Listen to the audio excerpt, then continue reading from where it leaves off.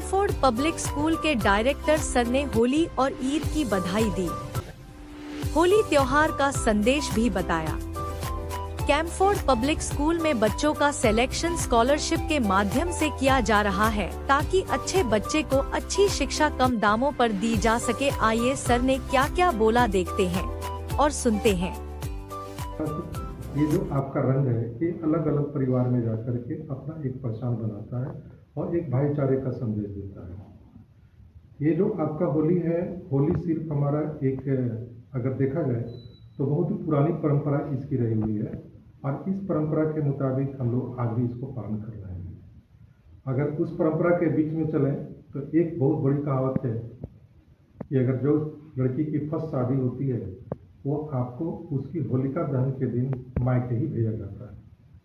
शायद ये बहुत लोगों को पता भी नहीं है। तो ये चूँकि पहला से रिलेटेड है, उतना डिटेल में मैं नहीं जाना चाहता हूँ, क्योंकि उस समय सास और बहू को दोनों का होली एक साथ नहीं देखा जाता है। मनाया जाता है इसके लिए नहीं, होली जो है, होली के पीछे बहुत सारे तर्क हैं।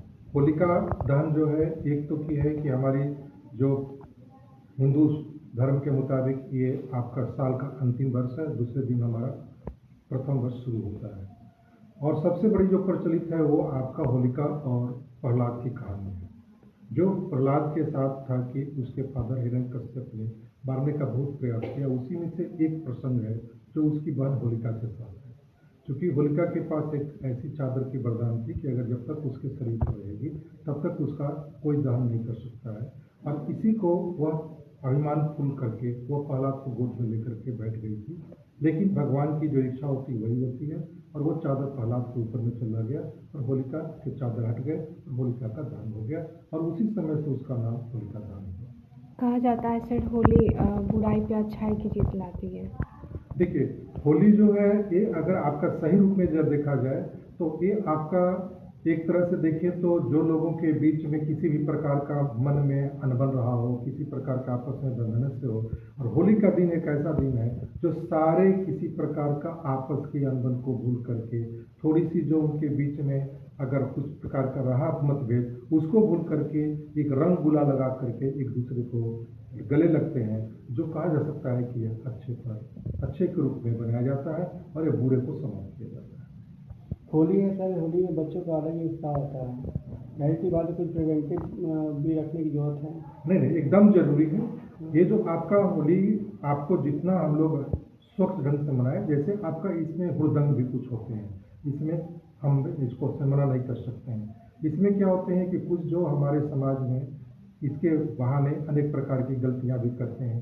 राहगीर को चलते हुए, रोड पर चलते हुए किसी व्यक्ति पर अगर का कीचड़ फेंक दिया, कीचड़ के साथ साथ उसके आँख में अगर पत्थर भी चले गए, उसके सिर पर अगर पत्थर लग गए तो वो क्या है, उसका दुष्परिणाम होता है। इसलिए इससे आपका सभी लोग को मेरा प्रार्थना है कि चूंकि होली को होली के रूप में मनाएं, हुड़दंग के रूप में न मनाएं।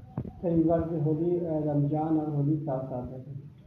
नहीं, होली पर्व जो है वो आपका 2 दिन का ही है, लेकिन रमजान तो पूरे मंथ का है।